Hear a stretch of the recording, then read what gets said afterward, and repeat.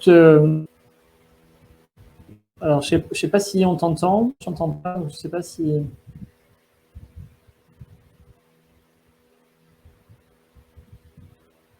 Je ne t'entends toujours pas. Donc, je vais présenter juste la situation. En fait, vous savez qu'il y a eu la campagne d'affichage à Toulouse sur les effets indésirables graves. Et donc, la préfecture a envoyé un courrier à Réinfo Liberté pour la prévenir qu'elle allait sans doute agir. Et Réinfo Liberté s'est donc rapproché de Maître Guyon pour défendre ses intérêts et défendre le droit à l'information, effectivement, qu'on veut nous proposer aux citoyens. Alors, je ne sais pas si David est là. Donc, David va faire le point un peu sur la situation juridique parce qu'il y a beaucoup de choses qui ont circulé un peu comme information dans la presse, y compris mainstream, sur les réseaux sociaux, par la voix de certains médecins de plateau télé. Et donc, la réalité n'est pas du tout ce que vous pensez. Donc, David est en train de se reconnecter. Il y a eu un petit problème de connexion. Donc, sachez que beaucoup de journaux ont annoncé déjà qu'il y avait eu un arrêté pris contre ces affiches.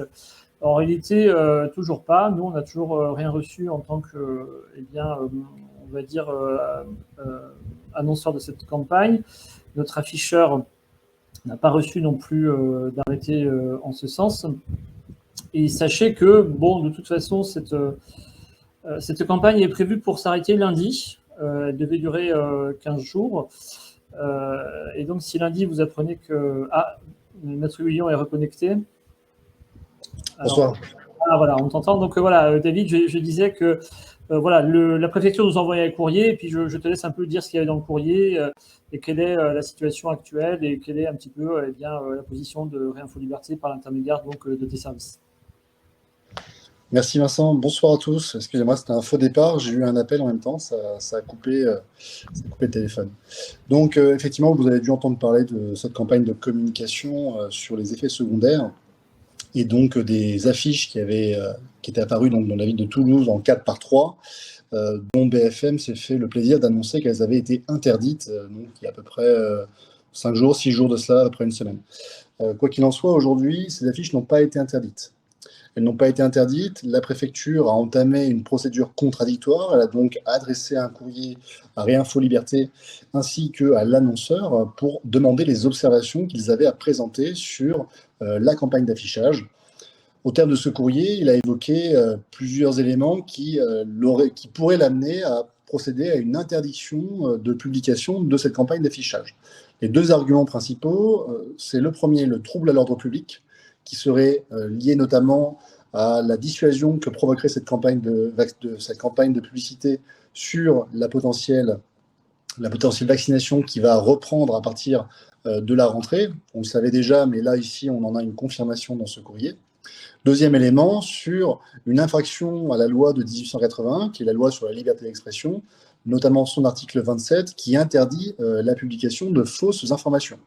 Et donc, à ce titre, potentiellement, le préfet a souhaité donc porter à la connaissance du procureur de la République ces éléments, et donc une procédure pénale pourrait être engagée à l'encontre de Réinfo Liberté. Nous avons répondu donc à ce courrier, tant pour Réinfo Liberté que pour l'annonceur, et notre argumentation a été de dire que ne démontre pas qu'il y a effectivement un potentiel trouble à l'ordre public qui serait lié au fait qu'on ferait perdre la confiance du public dans la campagne de vaccination. Pour preuve, c'est qu'à Nîmes, il y a eu une campagne de publicité identique qui a eu lieu il y a quelques mois de cela et personne ne s'en est ému, ce qui veut bien montrer finalement qu'en réalité, c'est les médias qui ont monté cette affaire et ce sont les médias qui finalement ont été les meilleurs porte-relais de Réinfo Liberté. La deuxième chose, c'est que si jamais il y avait une infraction, dans ce cas-là, le matière de liberté d'expression et de la loi sur la liberté d'expression, eh bien, si on rapporte la preuve que ces éléments sont vrais, eh bien, dans ce cas-là, il n'y a pas d'infraction. Donc, ce qui veut dire qu'il y aura un débat de fond qui pourrait se mener devant les juridictions pénales. Et pour en avoir parlé effectivement avec Vincent, il semblerait que si ce débat de fond s'engage, il faudrait qu'ils aient au moins des spécialistes qui soient en mesure de démontrer que les chiffres annoncés par Réinfo Liberté seraient faux, ou en tout cas seraient falsifiés. Ce qui, à mon avis, va être très difficile à démontrer, puisqu'aujourd'hui, il y a un vrai travail de fond qui est exercé par Réinfo Liberté et par le CSI, et à mon sens, si une infraction pénale était constituée, je pense que ça ferait déjà longtemps que les affiches auraient été sanctionnées par la voie pénale, ou en tout cas qu'on aurait une multitude de procès qui auraient lieu à l'encontre de cette campagne de publicité qui, rappelons-le, n'a pas commencé avec Toulouse. Ça, c'est le premier élément. Si jamais, effectivement, le préfet était amené à prendre un arrêté d'interdiction de cette publication, se pose la question de son effectivité, puisque lundi, la campagne de publicité doit s'arrêter. Je ne sais pas encore exactement qu'est-ce qui a été décidé par Réinfo Liberté. Moi, je conseille effectivement, éventuellement, de la prolonger. Pourquoi ? Parce que les effets d'annonce effectués par BFM TV et un certain nombre de médias ont eu un effet psychologique sur les annonceurs. C'est-à-dire qu'à l'avenir, si Réinfo Liberté souhaite procéder à de nouvelles publications via des panneaux 4x3, je pense que les annonceurs ne vont pas se précipiter pour pourvoir ce contrat et permettre finalement à Réinfo Liberté de pouvoir user de sa liberté d'expression, parce que là, c'est bien de ça dont il s'agit, c'est de la liberté d'expression. Donc ça, effectivement, ça aura un effet psychologique, et ce, alors même qu'aucun jugement n'aura jamais eu lieu, qu'aucun juge ne se sera prononcé sur l'éventuelle atteinte à l'ordre public ou l'éventuelle atteinte à la liberté d'expression. Et donc ça, effectivement, c'est très problématique. Donc à mon sens, on a un véritable intérêt aujourd'hui à contester cet arrêté qui va intervenir, parce que, croyez-moi, il va intervenir, le choix a déjà été fait, et cette procédure de contradictoire, elle est purement formelle. Cet arrêté, il va intervenir et il faut le contester, et il faut le contester par la voie, bien entendu, du référé. Donc il faut qu'il y ait encore un intérêt à demander cette suspension, et cet intérêt, il n'existera que si on démontre d'une part que la campagne continue, d'autre part qu'on a des annonceurs qui aujourd'hui sont totalement dissuadés à intervenir et souhaiteraient peut-être avoir une décision de justice qui pourrait les conforter si un jour ils étaient sollicités par Réinfo Liberté. Donc on voit ici qu'avec cette campagne finalement qui a été faite par les médias, on a créé un problème qui n'en était pas un, c'est-à-dire qu'aujourd'hui, on n'aurait jamais parlé peut-être de la campagne de publicité si BFM n'en avait pas fait l'écho.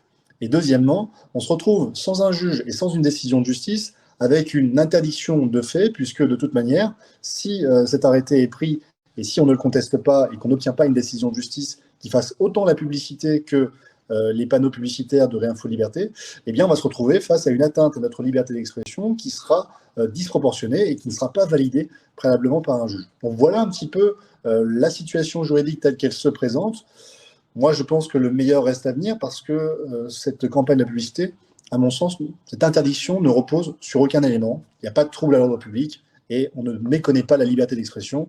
La liberté d'expression implique de pouvoir effectivement parler des effets secondaires. Les effets secondaires qui, rappelons-le aujourd'hui, font quand même l'objet d'une enquête au Sénat. Donc ça veut bien dire qu'ils existent. Et maintenant, s'il faut discuter des chiffres, dans ce cas-là, ils ont le droit, effectivement, on a le droit, effectivement, de ne pas être d'accord et de présenter d'autres chiffres, contrairement à cette campagne de publicité du gouvernement qui disait qu'on peut discuter dessous, sauf des chiffres. Donc, effectivement, discutons des chiffres. Merci beaucoup, Maître, pour effectivement ce point juridique.